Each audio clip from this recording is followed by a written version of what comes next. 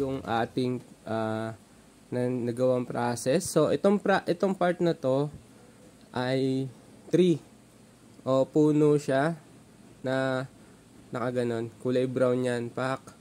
Tapos yung arwana natin na to ay gagawin nating red and gold. Yung arwana na to. At itong grass dito, ibabagay na lang natin siya yung kung ano yung maging kulay. Yun, nilagyan natin ng konting damo doon. At yun, mga ano doon kunyari.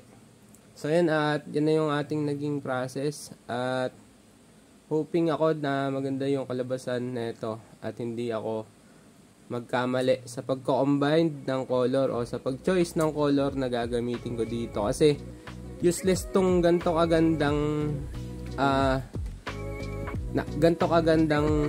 layout kung mali-mali ka naman ng iyong kulay na ginamit at sablay ka naman tungkol sa may color combination at hindi siya naging masarap tingnan sa mata.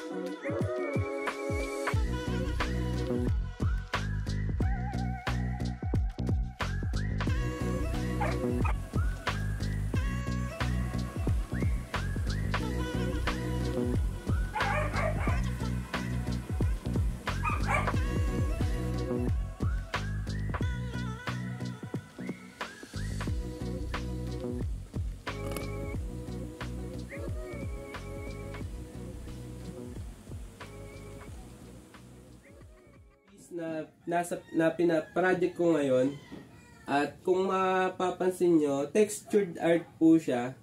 At bakit textured art yung choice ko sa technique na to?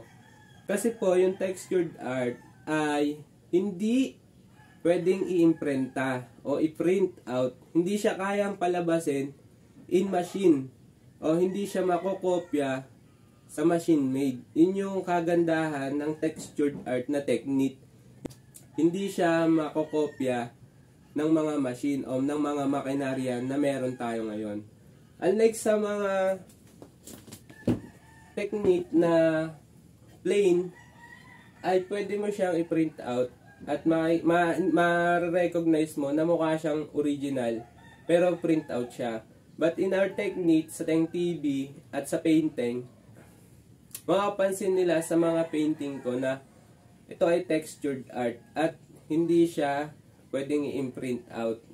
Pwede siyang i-print sa picture pero ang original talaga, tandaan nyo o alamin nyo na ito ay textured art. I hope may natutunan ka at kung gusto mo pa may matutunan sa sining at arts, consider na mag-follow ka sa aming channel. So yun lang, at kung hindi ka nakapollow sa Teng TV, nag-update kami ng mga nangyayari, mga pa-contest tungkol sa arts, music, yan. So yun, maraming salamat sa lahat at tuloy-tuloy lang tayo sa paglikha, tuloy-tuloy sa paggawa. Ito ang painting.